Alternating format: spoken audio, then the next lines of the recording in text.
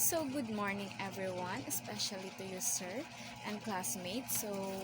Our report is about government intervention in cooperative development presented by me, Nikki Mahmoud, and my partner is Sheila May Bohor. So, government intervention in cooperative development refers to the various ways in which governments can support and promote the growth and success of cooperative enterprises. Cooperatives are businesses that are owned and controlled by their members, who are the users of or workers of cooperative. So, ang intervention ng pamahalaan sa pagpapaunlad ng kooperatiba ay tumutukoy sa iba't ibang paraan kung saan maaaring suportahan at itaguyod ng mga pamahalaan ang pagtatatag at paglago ng mga negosyong kooperatiba.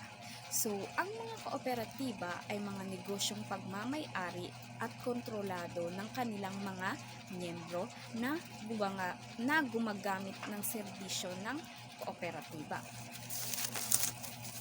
So, some common forms of government interventions in cooperative development include, first, legal and regulatory framework. So, refers to the set of laws, regulations, policies, and guidelines that govern and regulate the activities, operations, and conduct of individual organizations and industries within a particular jurisdiction or sector. So, ang mga pamahalaan ay maaaring magtatag ng mga batas at regulasyon na nagbibigay daan sa pagbuo, pagpapatakbo at pamamahala ng mga kooperatiba. So, kabilang dito ang pagtukoy sa legal na istruktura, mga karapatan at mga responsibilidad ng mga kooperatiba. So, second, financial support. So, refers to the various financial mechanism and resources that governments provide to promote, facilitate, and strengthen the establishment, growth, and sustainability of cooperatives. So, ito daw ay maaaring magbigay ng tulong pinansyal sa mga kooperatiba sa pamamagitan ng mga gawad, pautang, insensitibo sa buwis, o iba pang instrumento sa pananalapi. So, makakatulong ito sa mga kooperatiba na ma-access ang kapital na kailangan nila upang simulan, palawakin o gawing moderno ang kanilang mga operasyon. So, number 3, technical assistance and training refers to the various capacity building and knowledge sharing initiatives provided by governments to support the growth, efficiency, and sustainability of cooperative. So, ito daw ay maaaring mag-alok ng technical na tulong, pagsasanay at mga programa sa pagbuo ng kapasidad upang matulungan ang mga kooperatiba na bumuo ng kanilang mga kasanayan sa pangangasiwa, organisasyon at teknikal.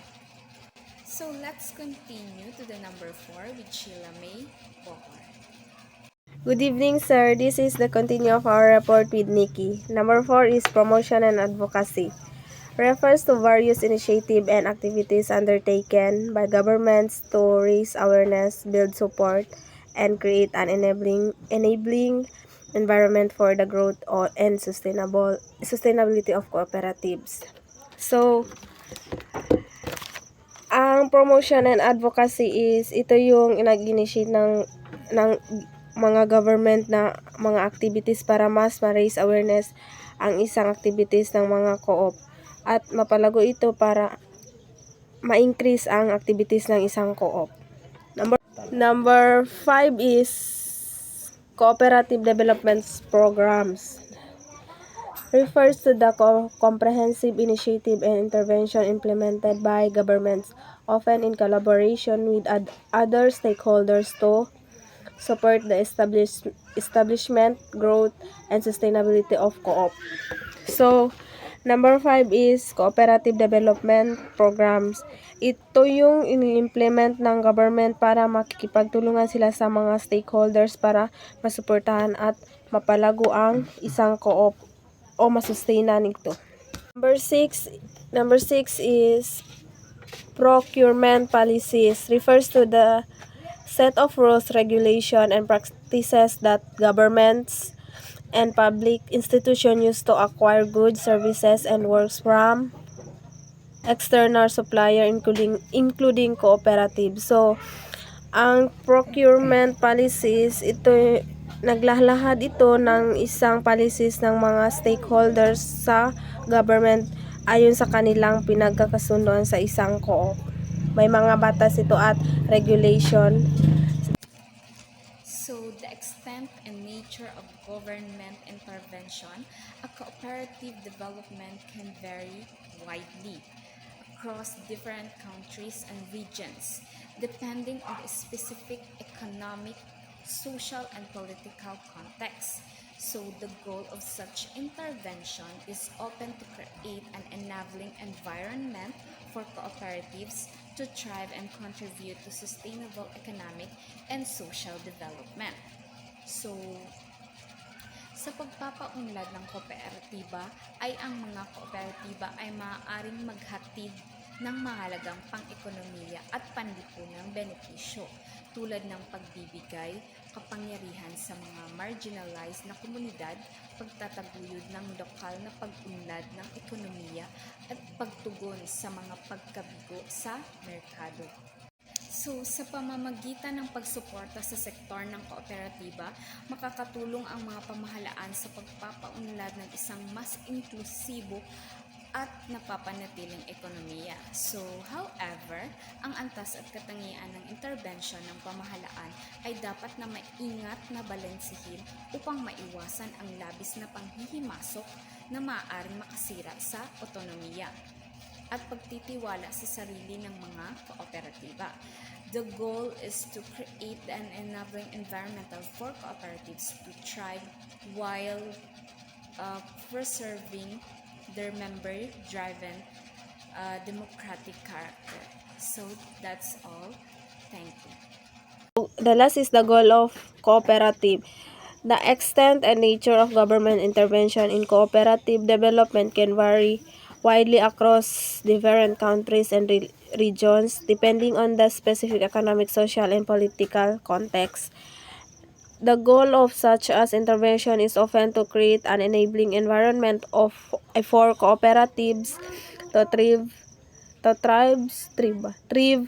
and contribute to sustainable economic and social development. So, ang goal ng isang cooperative ay para mas lalo pang mapalawak ang isang co-op o ma-develop ito, pwede ito humingi ng tulong sa iba't ibang countries at region na naayon sa kanilang cooperative. And ang isa pa nilang goal ay ng isang co-op ay mapalawak at makapagbigay tulong ito sa mga tao para masustain ang economic at ma-develop ito.